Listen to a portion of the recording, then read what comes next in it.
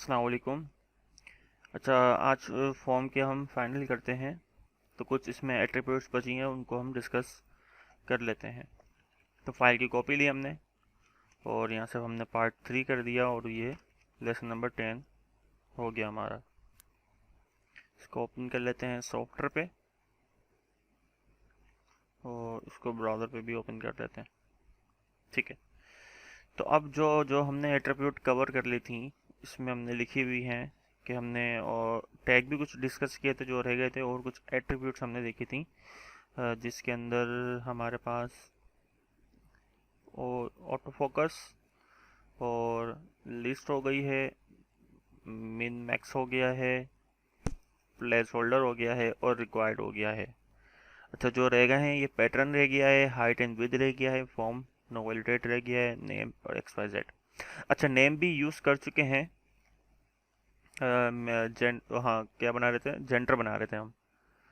जब हम जेंडर बना रहे थे मेल फीमेल का, तो वहाँ पे हमने नेम यूज़ किया था। नेम का क्या मतलब होता है कि वो डिफाइन करता है उस फील्ड का नाम। तो उससे ये फ़ायदा होता है कि उसमें जो भी चीज़ें हम लिख रहे होते हैं वो हमारे ब्राउज़र में स्टोर हो रही होती हैं।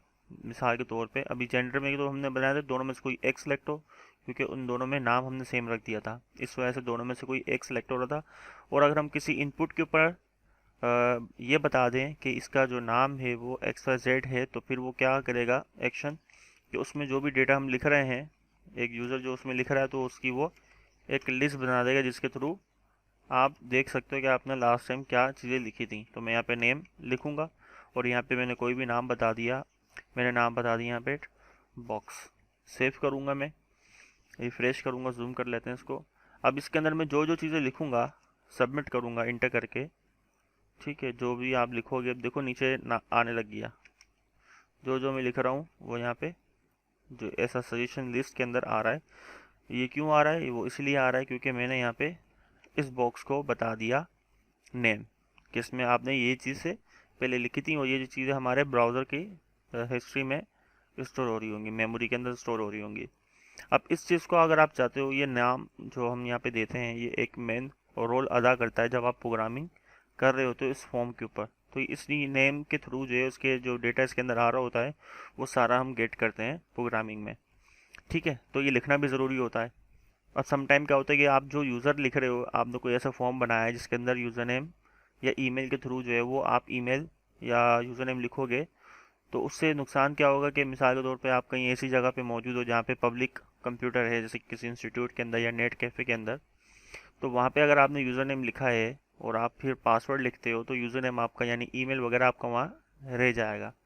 तो फिर आप कोई परेशानी हो सकती है, भी नहीं भी हो सकती है। तो आप ये चाह रहे हो कि मेरी ईमेल जो है वो लीक नहीं हो किसी के पास, तो मैं उसको डिलीट करना चाह रहा हूँ या ये शो नहीं हो। तो आप एक ये भी कर सकते हो, आप जैसे अगर किसी वेबसाइट वाले ने बनाया है फॉर्म और उसके अंदर इस तरह से सजेशन आ रही है, आप चाहते हो कि मेरी जो ईमेल लिखी है वो इसमें शो नहीं हो। मेरे ख्याल से फेसबुक में भी होता है, ये शो करा रहा होता है। अगर आप पर्सनल कंप्यूटर पे यूज़ करो तो वो आपके लिए फ़ायदेमंद है, लेकिन अगर आप किसी पब्लिक कंप्यूटर पे ओपन कर लेते हो तो इस चीज़ को डिलीट करना लाजमी है। तो उसको डिलीट कैसे करोगे उसका मैं बताता हूँ, फिर उसको बंद कैसे करते हैं। अगर आप डेवलपर हो तो इसको बंद करना चाह रहे हो तो वो कैसे करते हैं। अब मैं चाह रहा हूँ कि मैं एक यूज़र हूँ, तो मैं यहाँ डेटा नहीं रखना चाह रहा, मैं डिलीट करना चाह रहा हूँ। तो आप यहाँ पे आओगे सिंपल और शिफ्ट डिलीट करोगे तो वो चीज़ डिलीट हो जाएगी, दोबारा वो नहीं आएगी, देखो। ठीक है, वहाँ पे उसके ऊपर माउस से लेके आओगे, सिर्फ माउस से लेके आना, क्लिक नहीं करना। शिफ्ट डिलीट करोगे तो ये डिलीट हो जाएगा, जैसे कि बिलाल डिलीट हो गया। अब यहाँ पे इसको बंद करने का तरीकेकार क्या है, यहाँ पे एक एट्रीब्यूट है जिसका नाम है ऑटो कंप्लीट। इसको हम इस चीज़ को कहते हैं ऑटो कंप्लीट, कि ये खुद ब खुद जो है उस चीज़ को कंप्लीट कर रहा है। तो इसको हम किस तरह से जो है इसको ऑफ करेंगे, तो यहाँ पे हम लिखेंगे ऑटो कंप्लीट ऑफ। अब इससे क्या होगा, ऑटो कंप्लीट ऑफ कर दिया मैंने। अब इसके अंदर मैं जो भी चीज़ लिखूंगा, सबमिट करूंगा, तो यहाँ पे वो लिस्ट नहीं बनाएगा, क्योंकि मैंने यहाँ से कर दिया ऑटो कंप्लीट ऑफ। किस पे, सिर्फ इसी फील्ड के ऊपर। अगर मैं कोई एक और फील्ड बनाता हूँ और उसके ऊपर ऑटो कंप्लीट नहीं लिखता हूँ और यहाँ पे उसका नाम भी डिफरेंट कर देता हूँ, ठीक है, और फिर मैं रिफ्रेश करता हूँ, उसमें लिखता हूँ, उसमें भी लिखता हूँ, सबमिट करता हूँ, तो इसके ऊपर वो मुझे लिस्ट शो कराएगा, इसके ऊपर मुझे शो नहीं कराएगा। ठीक है, लेकिन अगर आप चाहते हो किसी एक फील्ड पर काम नहीं करे, तो आप फिर उसी फील्ड के ऊपर लिखो ऑटो कंप्लीट ऑफ। लेकिन अगर आप चाहते हो कि पूरे फॉर्म के ऊपर ये ऑटो कंप्लीट यानी कि जो काम फिलअप ऑटो कंप्लीट वाला है ये काम नहीं करे, तो फिर आप इसको यहाँ से कट करोगे, फिर आप कहाँ लिखोगे, फॉर्म के ऊपर ऑटो कंप्लीट ऑफ। तो अब उससे क्या होगा, ना किसी फील्ड के ऊपर भी जो है वो ऑटो कंप्लीट वाला आएगा ही नहीं, जो आपने उस बॉक्स में लिखी होंगी डिटेल लास्ट टाइम। ठीक है।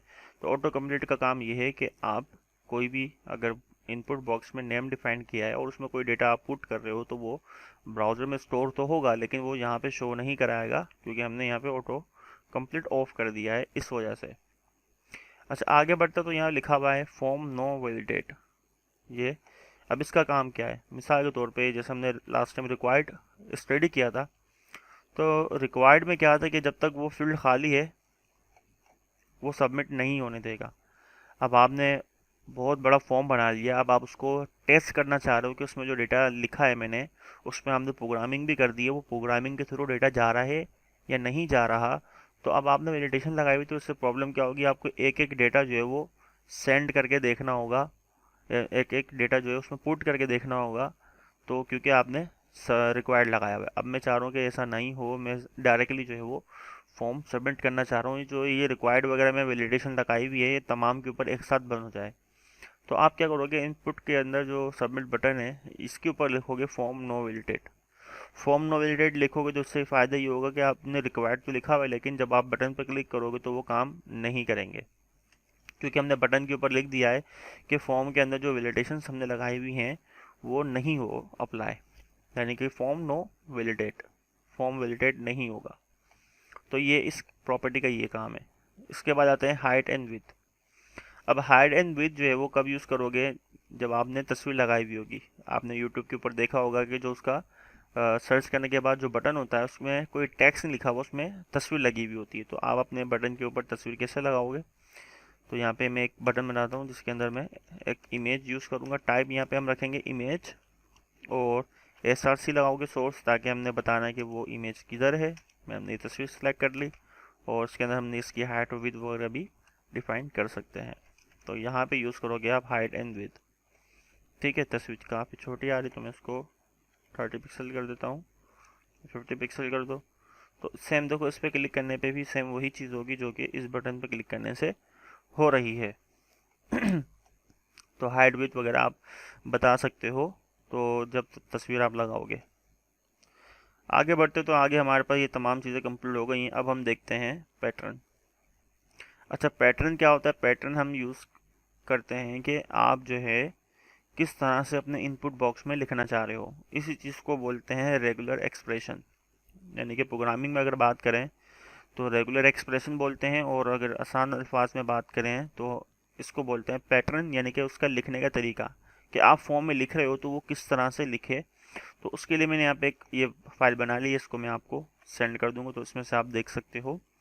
एग्जाम्पल 1 हमारे पास मौजूद है। एग्जाम्पल 1 के अंदर लिखा हुआ है an HTML form with an input field that can contain only 3 letters, यानी कि जो इनपुट फील्ड है इसके अंदर हम सिर्फ तीन जो है लेटर लिख सकें, जिसके अंदर कोई भी नंबर नहीं होगा और कोई भी स्पेशल कैरेक्टर नहीं होगा। स्पेशल कैरेक्टर यानी कि सिंबल वगैरह कोई भी। इसमें आप जस्ट क्या करोगे, लेटर्स लिख सकते हो, वो भी सिर्फ तीन। तीन से कम भी नहीं लिख सकते हो, तीन से ज़्यादा भी नहीं लिख सकते। अगर आप ऐसा कोई बनाना चाह रहे हो तो फिर आपको ये पैटर्न यूज़ करना होगा। इस पैटर्न को आपको लगाना होगा कहाँ पे, इनपुट बॉक्स के अंदर। अब इसको हम ट्राई कर लेते हैं।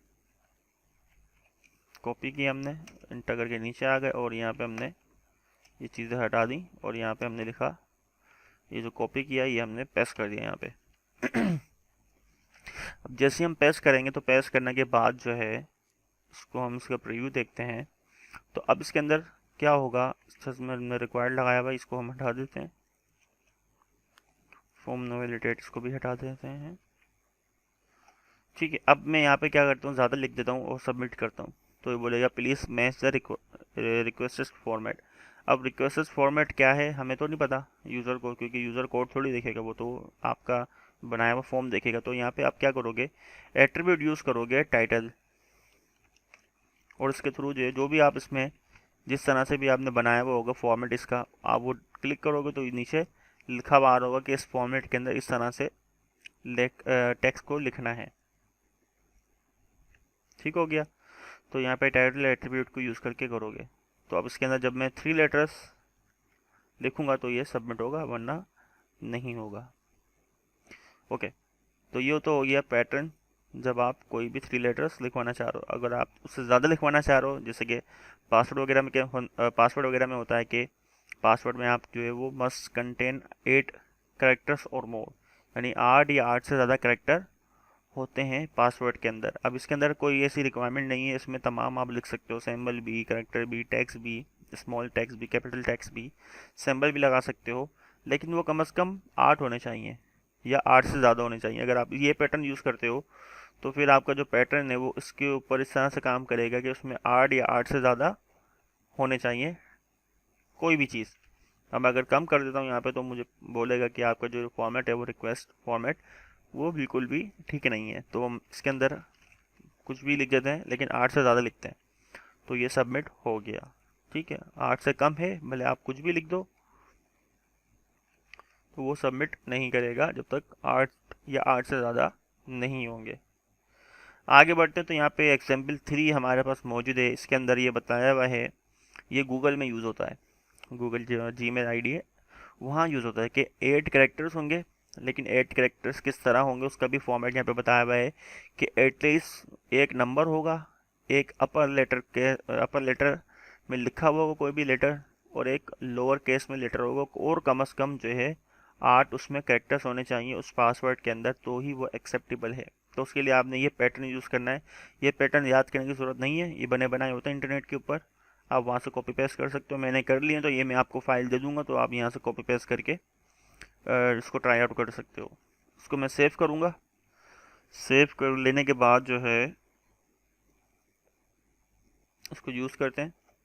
अब यहाँ पे मैं देखो 8 से ज़्यादा लिख रहा हूँ, लेकिन इसकी रिक्वायरमेंट पूरी नहीं है क्योंकि इसमें नंबर भी नहीं है और एक लेटर कैपिटल भी नहीं है। अब देखो एक लेटर कैपिटल कर दिया, अभी भी रिक्वायरमेंट पूरी नहीं है। अब जैसे ही मैं नंबर लिखूँगा तो ये रिक्वायरमेंट कंप्लीट होगी, तो ये सबमिट होगा।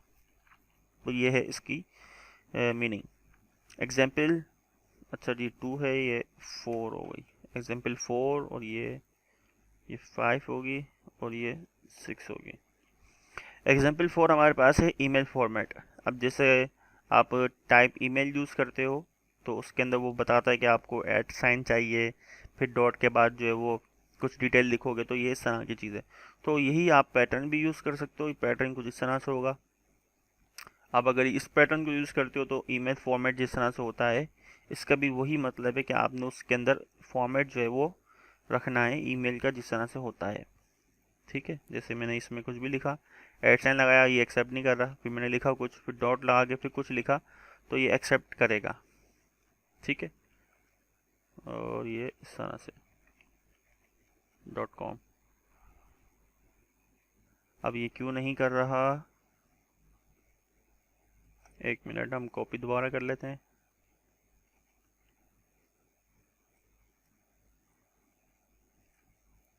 सेव सही लिखा हुआ है। अब इसके अंदर कुछ ढंग से लिख लेते हैं, @sign.com। ठीक है, अब सबमिट हो रहा है। पहले सबमिट नहीं हो रहा था, अब सबमिट हो रहा है। ठीक हो गया। तो इस तरह से ईमेल फॉर्मेट के ऊपर भी आप पैटर्न को यूज़ कर सकते हो।